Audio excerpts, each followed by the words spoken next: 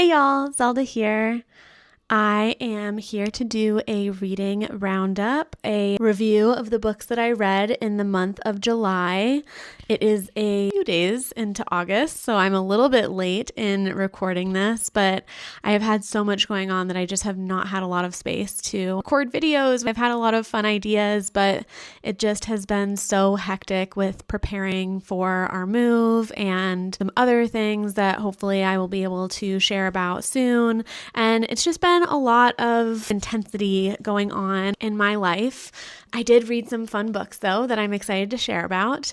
In the month of July, I read 13 books, even if they're not the highest rated books, which some of them were. I don't know that I had any 5-star reads, but I did have a couple 4.5-star reads.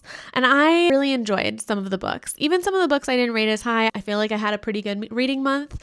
So as usual, I'm going to go in the order that I read them in, not in any particular order of favorites, just because that's how I write them down in my journal and how I log them. That's why I do them in that order.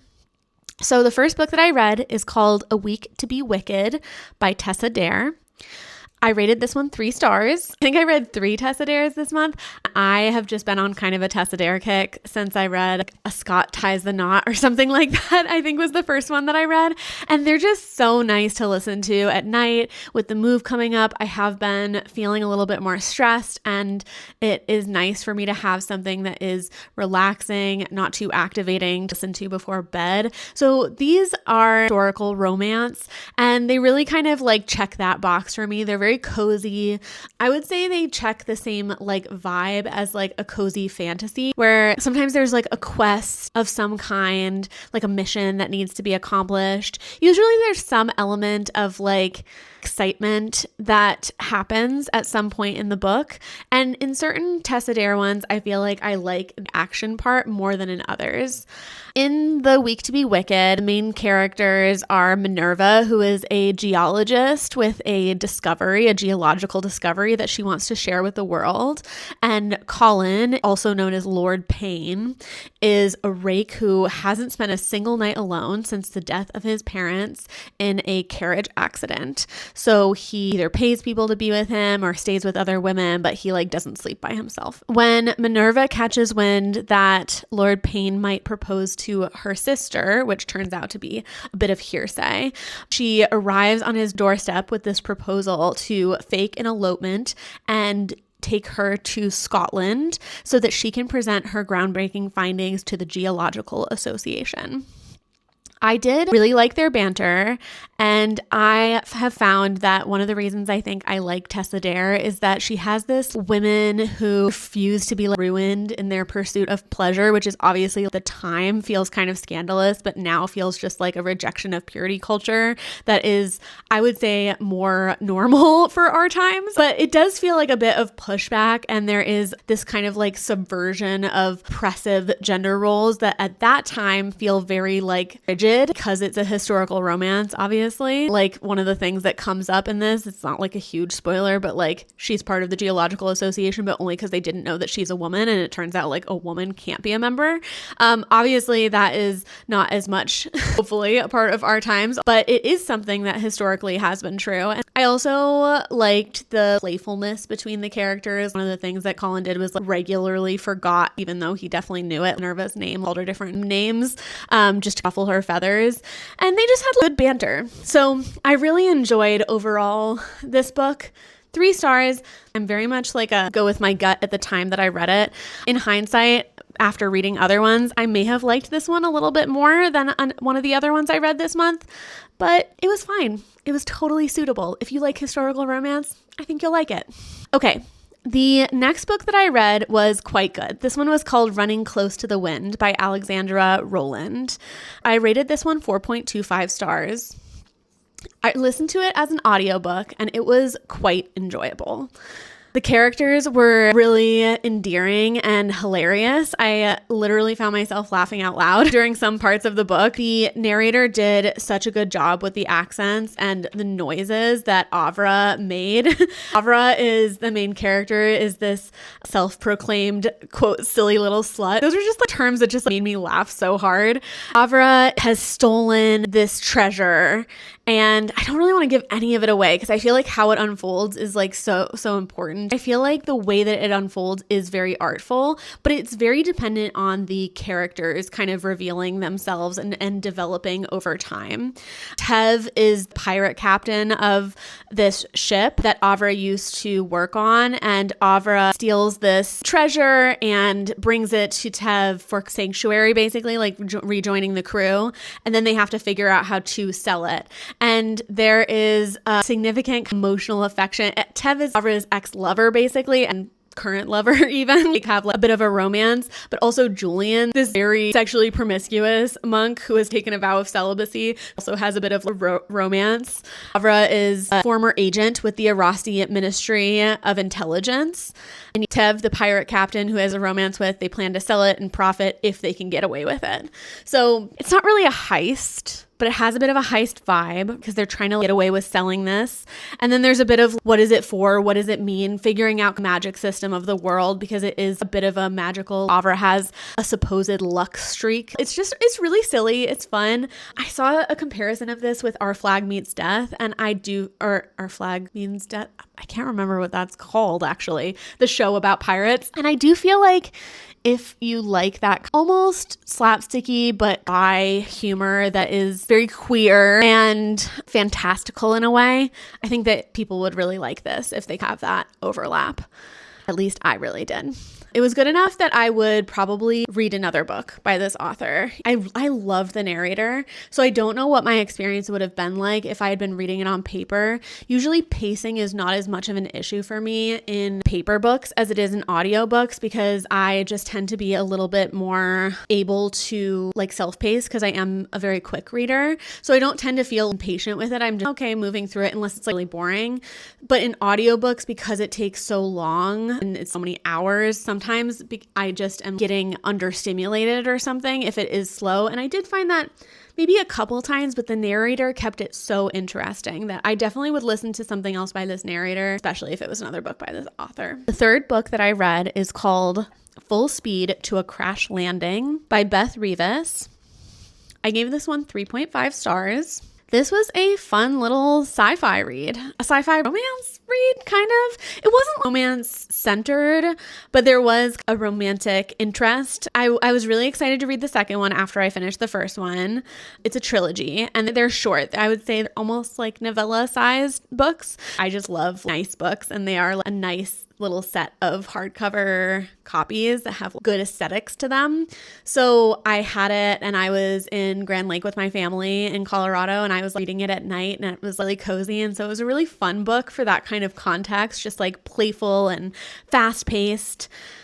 I also will say that I listen to a lot of audiobooks and this is not one that I would recommend getting as an audiobook. I was very grateful that I just happened to get it as a little hardcover paper book because there are documents that I don't know how they would translate. They have footnotes and I don't know how they would translate. I'm sure that a good narrator could figure out how to do it, but it just felt more fun to see a scan or an email or a document. And it wasn't like overly that, but it did come up. And there's a lot of planet and equipment jargon, like spaceship. Essentially, what is going on is that Ada, who is on this kind of scavenger ship, has an issue with her ship where she is putting out a distress call after scavenging this other ship that wrecked. And then another ship that has come to retrieve something very top secret and important for the government from this ship hears a distress call, initially thinks that it is a false distress call and just gets her barely in time. So that's how the book opens.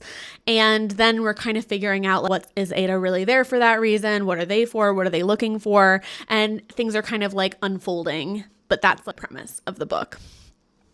The beginning felt like it dragged a little bit. The tension was clear, but it was breadcrumbed. I don't want to give it away, but there are questions as to, like, are these people who they say they are and what's everyone really doing there and what's going on? What is the thing they're looking for? Like, you don't get all the information right away, right? It's not like, oh, this is the world. It's like, this person's about to run out of air is how the book opens. So it's very exciting and it's very boom, boom, boom. Pacing is not slow, but because you're kind of like discovering information a little at a time, you're kind of like biding with the characters and like trusting that you're going to figure out what's going on eventually. And one of the things I really liked is that a part of this world is that there are different Earth civilizations, and there's also this romantic tension building between Ryan, and I don't know if he's the captain or he's someone in charge, but he's like on the ship. He works for the government that rescues Ada, and then Ada, who we're not really exactly sure whether she's just a scavenger or what's going on. Yeah, so their tension did give the story like forward momentum, which I really liked. I was excited when I wrote this to see how it develops in the next book. I wrote at the end, it was giving like a milder, like less intense form of Killing Eve in space vibes. Less gay, obviously. I'm currently reading the third one, but in this month, I will also review the second one, which I read in that month and also enjoyed. The next book that I read is called Do You Want to Start a Scandal by Tessa Dare. I gave this one also 3 stars. I'm having a bit of a like personal hyperfixation on Tessa Dare. I'm really enjoying her writing, but I will say as books overall for me, that 3 star is suitable. I'm happy I read it. I think if you like this type of book, then you'll like it. And if you don't, I'm not overly recommending someone go out and get it. I'm getting pretty much every Tessa Dare book that I see on sale just because I'm really enjoying them. I'm not paying full price for them just personally. You don't have to agree or disagree with that choice, but there are some books where whenever I see someone from this author, I'm happy to get it on sale and give it a shot. I know I just said this about the book 4-4, but I hadn't read this one yet. So after reading the last one, now this one, I think maybe this one was actually my least favorite yet. It was good, but it wasn't as exciting as the last one. I feel like the last one had a little bit more action to it. In this one, there is a bit of a mystery. So Charlotte and Piers were discovered in the library alone, which is scandalous because it's like historical romance. They were discovered after they heard another couple having sex. It's called tupping. And to avoid a scandal, Piers has consented, also been a bit pressured into marrying Charlotte and Charlotte has conceded but has decided that she wants to solve the mystery of who the other couple is in time before she has to marry Piers. Piers is an undercover spy and is up to a bit more than meets the eye in this book, while Charlotte is determined to have a love match because she has previously had past slights from a former suitor. Piers is actually kind of interested in marrying Charlotte and becomes more interested. He falls first type of thing. Piers has this thing where I'm not going to be able to like be a love match for you, but is very interested in protecting and taking care of her and obviously is falling for her, but won't call it that. It's not like there's anything super intense going on. Like it's like super scandalous that they had sex, but they're just trying to figure out who it was. And because of that, it kind of feels like, okay, I wasn't like as invested as I was in other ones where there was one of the Tessa Dares, there was like a robber and they had to escape and they like are going on this journey. Even the last one, the geological discovery in itself held a little bit of intrigue for me. This one just felt a little bit less exciting. But this one was also narrated by Carmen Rose, who has my heart as a narrator, also narrated Someone You Could Build a Nest In, I think is what it's called. And I'm just obsessed with the fact that she has narrated another Tessa Dare and now this one. If she narrates anything, I will listen to. I just really love her narration style. So I will give it the audio. Maybe I would give a little higher just because I thought she did a good job. Yeah. So 3 stars for that one. Overall, I enjoyed it. I don't regret reading any of the Tessa Dare ones, and I'm going to read more. And I did read another one this month. Really enjoyable for me, but I guess I'm just saying that as, I guess maybe now I am interested in historical romance, but I haven't historically been interested in historical romance. Like that's not true of my book taste over time. So if that's not something that you're typically interested in, I don't know whether you would like it or not. I don't know whether I have just like shifted in taste and have become more interested. I certainly haven't really branched out to listening to lots of other ones. I did start listening to one other one that is not a Tessa Dare, and I will say I don't love it as much. So I do think that personally, sometimes you just find an author who jives with you. And for me, I really like Tessa Dare, which I know is funny to say after I rate her books 3 stars, but like I said, I'm happy to have read them and will continue reading them. Next one is I don't know that I finished the entire trilogy this month. Maybe I finished the last one technically, and we'll talk about it later, but this is the first of a trilogy by A.K. Mulford, A River of Golden Bones. 3.5 stars. I gave this one 3.5 stars. It's interesting. I'm glad that I rate them before I read the next one, Because I will say, as far as the entire series goes, I don't know. I did finish it. I finished it contentedly. I'm not upset that I finished it. It doesn't feel like a waste of my life or anything like other books. Once in a while, I have that experience where I'm like, well, I finished it. It's done now. Essentially, it's these twins who are the last living golden wolves. It's wolf shifter trope, I guess, world. Wolf shifters. There is some magic, especially a magic system that kind of gets introduced in book 2. It also is in this book a non-binary gender identity representation, main character. So essentially there are 2 twins.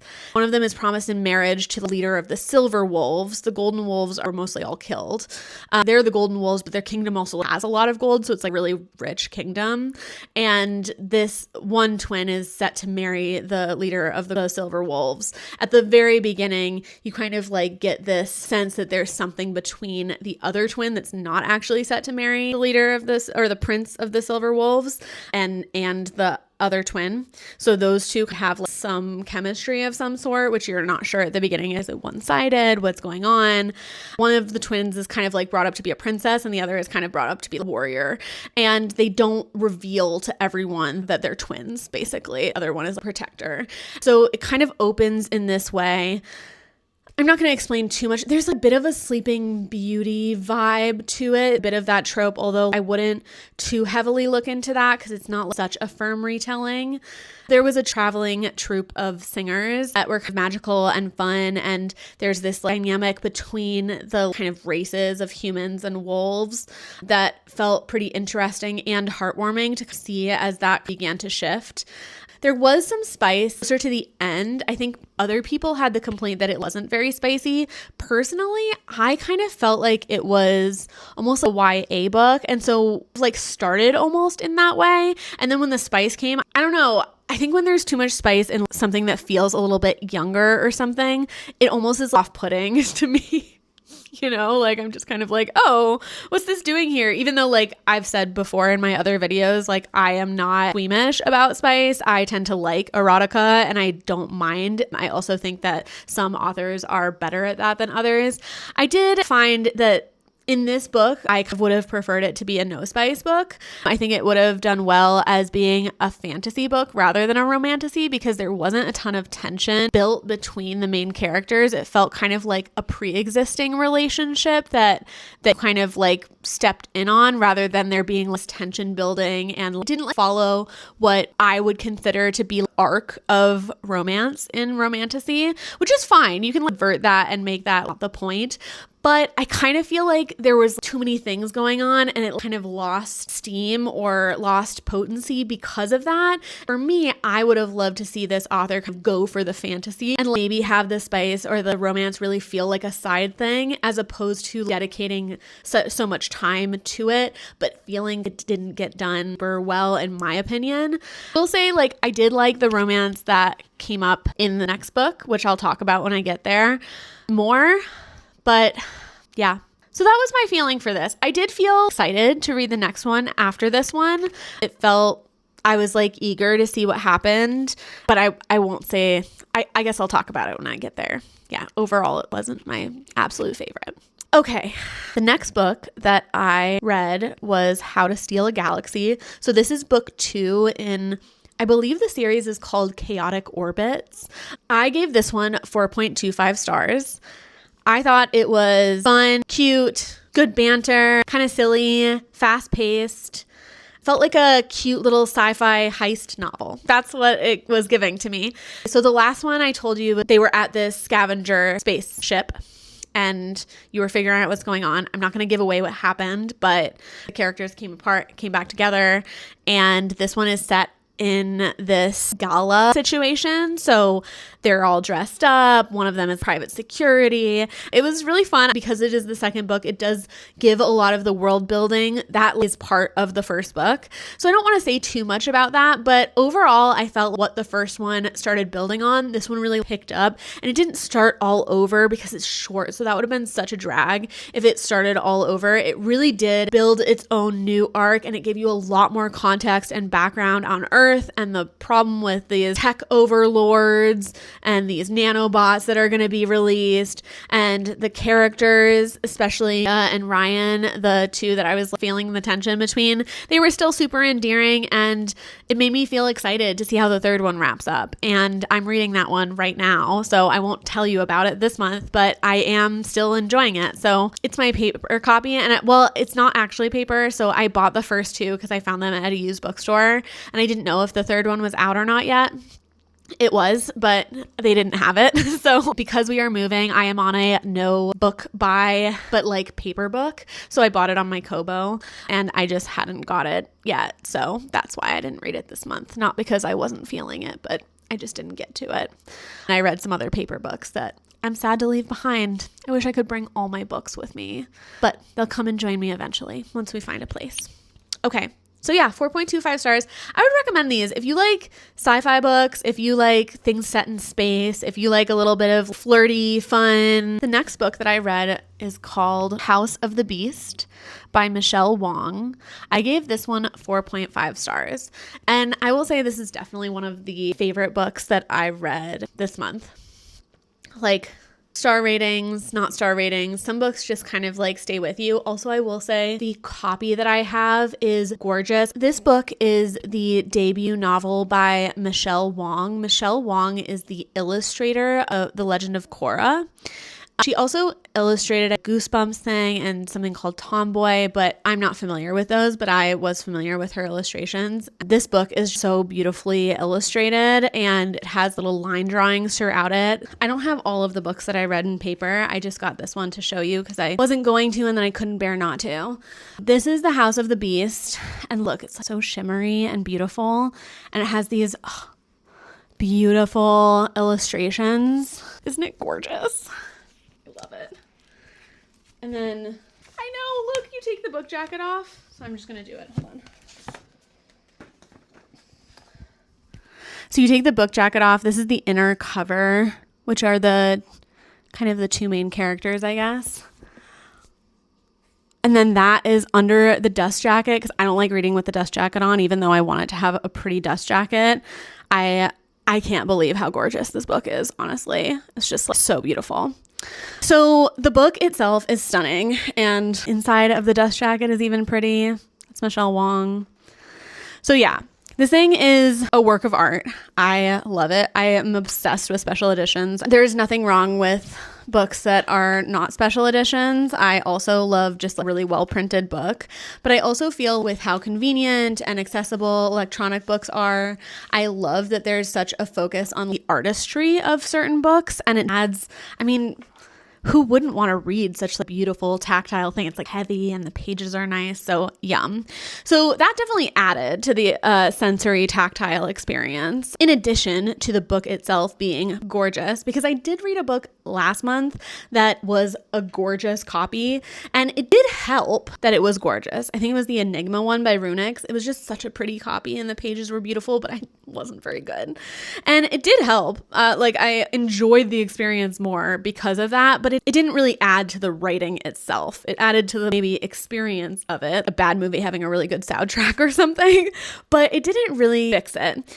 And this book, that was just the cherry on top of the, to me, delightful writing.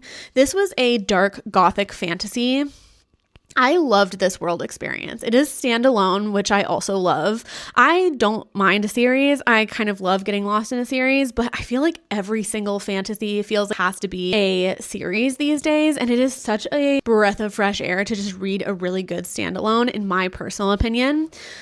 I could sense the ending, or the nature of the ending at least, coming from quite a distance, but it still felt exciting to see how it unfolded. Alma, who is the main character, grows up with a single mother until her mom falls sick and she calls upon her father, who she finds a memento or something of, and calls on her father to help in saving her mother. He agrees to help her in exchange for her taking her place as his heir in the House of the Beast. In the House of the Beast, one of the things that you have to do, the first thing you have to do, is give your arm as the first of many sacrifices. And if the beast accepts the sacrifice, you get this kind of like metal contraption arm that moves with the spirit of the beast. Alma is then fully removed from her mother. Her father says he's going to care for her mother, and Alma feels totally isolated and alone at her father's estate. She is a child of infidelity, so she feels hated by her father's wife and the other kind of heir of this other lineage of the House of the Beast, except for her imaginary friend, or not so imaginary friend, Aster, who is an image, he claims, of the Beast himself, which is also proof of her connection and lineage with this elder god. Yeah. Yummy. Love it. So fun. And there's a tension between her and Aster, and there's this, commitment and this kind of vengeful desire to, pay back the suffering that her father incurred on her. And there's a lot of world revealing. There's this other world through the veil because you have to go. There's this whole mission. I don't want to give too much away because it unfolds in such a beautiful way, but I really liked it. I do think for some people, this is getting marketed as a romantasy. And I will say it is at risk of it being a tiny bit of a spoiler, but it is not a romance. It is a fantasy book. And if you go into it being like, this is a gothic fantasy, I don't think you will be disappointed. If you go into it being like, this is a romantasy, I think you will be like, whoa, it isn't. Because it's not. I just don't think it is. I don't think it should be marketed as a romance because it's not. Having said that, it still is a really beautiful growth arc, and the characters are really exciting, and there are certainly some romantic aspects to it, and the world is really cool. It was really vivid. I'm looking forward to, when I have enough space from it, doing a reread of this book, so definitely recommend.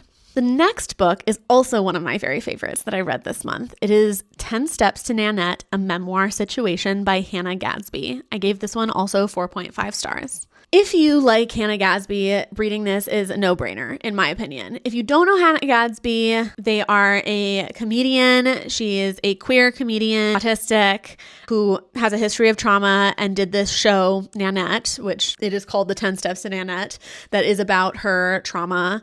This is something that you might want to look at content warning for, but I also think that it is handled as sensitively as it can be in a lot of ways, and is certainly a bit irreverent, as is Hannah Gadsby's style, but is also put into historical context, both personally and culturally. It covers history, personal and collective, cultural, political, artistic, of how Hannah Gadsby became the artist that she is today and the comedian. I especially loved hearing about her artistic process of creating the show Nanette, and how she engaged in her own emergent healing to adapt and evolve and to be able to do such a vulnerable show that dealt so directly with her own trauma experience in a way that was not overly re-traumatizing for her.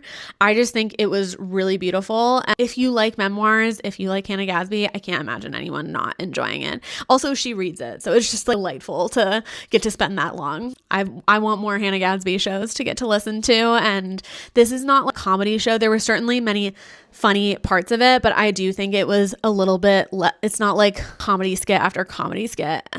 It is a exposition on both her life and her artistry. So all in all, would recommend. Okay, the next book is the second book of I don't know what the series itself, but the first one that I mentioned is A River of Golden Bones. This one is called A Sky of Emerald Stars by A.K. Mulford. I gave this one 3.75 stars. I did, in fact, like this one better than the first one. I did not like the beginning of this one better than the first one. At the beginning of this one, I was like, I don't know if I'm reading the third one.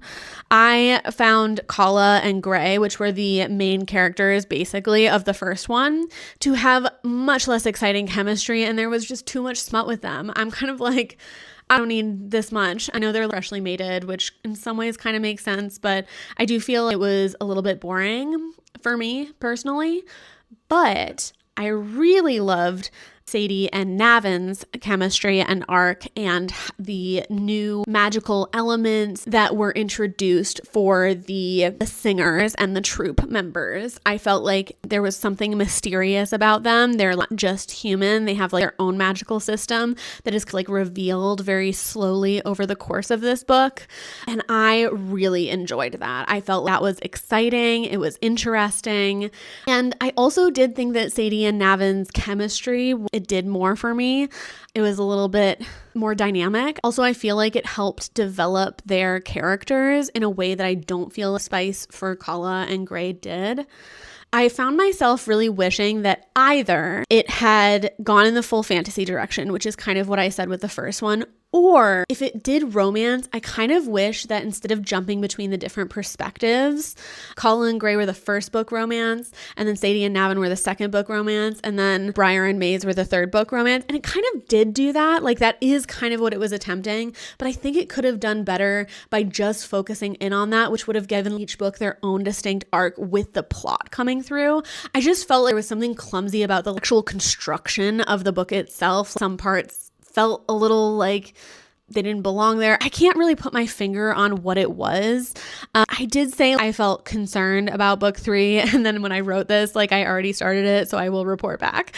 So I was fully bought into reading the third one. And I kind of felt like the third one could have been better. Like, it could have taken things in a different direction, but it didn't for me personally. As a spoiler, I don't think I'll talk about it this month because I think I finished it right at the beginning of August. So there's that. The next book that I read is 9 Month Contract by Amy Dawes. I gave this one 3.5 stars. This was a reread for me. Just was kind of like thinking about it and wanted to reread it. I was feeling a bit of a slump, I think, because of the romance and not wanting to listen to the romance at night because it was kind of in this like exciting, intense part and I wasn't ready to listen to another Tessa Dare book. So I kind of just found my way back to this because I haven't physically been feeling so good. And so I've just wanted something a little bit more comforting. I did like the spice and the found family vibe of it. This is the Mountain Men series of Amy Dawes. It's set in Colorado with these 3 brothers who live on a mountain together. This is the, I guess, like oldest brother, I think. It's kind of like a grumpy sunshine kind of vibe of romance.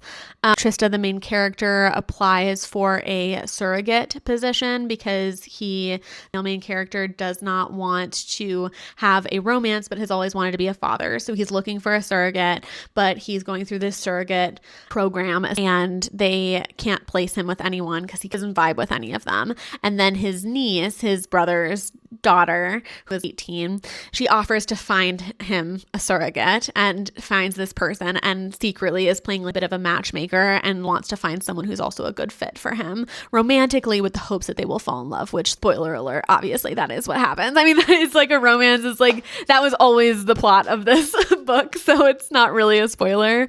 It was really sweet. I like Trista being this animal loving heroine. She wants to be a surrogate so she can raise money to open an animal shelter. That's really cute. I love main characters that are just less with animals because that's very relatable to me. The downsides that I didn't really remember when I was like, oh, I really liked that, is that it had a bit of a slow start. There were a lot of scenes that in hindsight I didn't really need to be there. I kind of wanted more of certain parts that didn't get written and less of the characters finding their way to each other where they didn't even know each other yet, which kind of felt like a lot of background for a book like this to me. But overall, it was okay. It was pretty fun. The spice was cute. The romantic tension was there, and I liked it. It was heartwarming and a little silly. I did say that after re-experiencing the flaws, I probably won't reread it again. I didn't add it to my reread list, but that's okay. Sometimes we read something once because we had a really good experience or we just think about it again and then we don't feel like doing it again. I personally do love rereading books. I find it very comforting, especially when I'm dysregulated in any way. I just find it very soothing to not have a bunch of surprises, to have something that I know is going to be a pleasant experience. It's like revisiting old friends or something. I would definitely read the rest of the series. I think I read one other book, but I know that there is one for the actual niece, I believe, and I don't know if there's another brother that I haven't read. So I see those on sale. I definitely would read it, but I'm not going out of my way to buy it. Okay. The next book that I read is called Behind the Seams, My Life in Rhinestones by Dolly Parton. I gave this one 4 stars. This was quite delightful. If you like Dolly Parton or are interested in Dolly Parton or fashion, this is a series of interviews with Dolly about her iconic fashion style and many of the members of her team who have collaborated with her, like the person who makes her wigs and people that have helped put together a lot of the costumes or sets from Dolly World or people who have designed some of her iconic costumes. And it was really cool to hear. I think as an audiobook, this is where this really shines because it was really fun to hear her voice, and it was really fun to hear little clips of the audio, like the songs that they were referring to, which I thought was just really sweet. And it was cool to hear about different eras and aspects of her life. I didn't know that much about her. I'm not a super fan of Dolly Parton, which I know some people really are, and maybe this wouldn't be totally new information for those people, but she seems like a genuinely cool person. There's a lot of people talking about how working with her, she's just very genuinely kind, and it's cool to hear her talk about her fashion style and how she persisted in being herself, even though she got a lot of feedback that she would be easier to sell or more palatable if she changed certain things or toned certain things down, and she just really stuck to her guns and is now so well known for herself and is someone who is loud and sometimes probably abrasive in how bright or whatever they want to be. I really liked that. I thought that was really fun. So yeah, I definitely would recommend it if those are things that appeal to you. Like if you don't like memoirs or you don't like interview style books or you're not interested at all in Dolly Parton, then probably you wouldn't be interested in this. But if any of that appeals to you, I thought it was really sweet. It was really fun. The next book that I read, this is my third Tessa Dare book of July, Any Duchess Will Do by Tessa Dare. I gave this one 3.5 stars. At this point, I was feeling a little bit, what can I say? I am a bit hyperfixated on Miss Davis's work, perhaps. This one also didn't have as much excitement.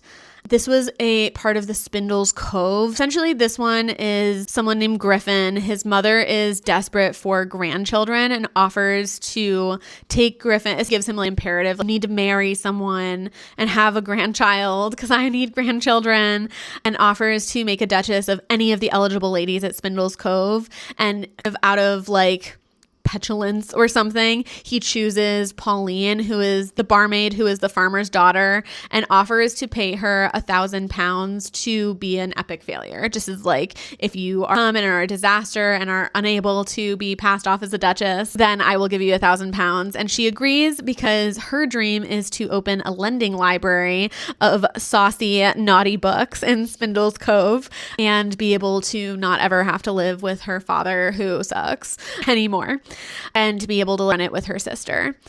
Her relationship with her sister seems cute. I didn't like the narration. I will say their dynamic was sweet, and I did like a bookworm character, and I liked this kind of